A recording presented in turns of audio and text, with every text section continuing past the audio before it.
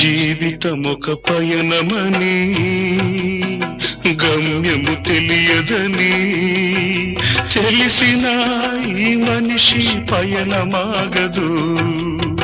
జననం ధర్మమని మరణం కర్మమని తెలిసిన జనన మరణ చక్రమాగదు.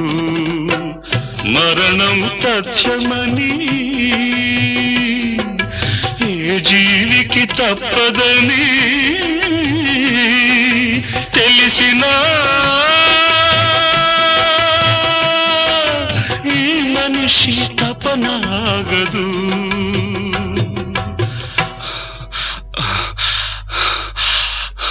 ఈ బ్రతుకు తపనాగదు. ఆగదు ఏ నిమిషము నీ కోసము.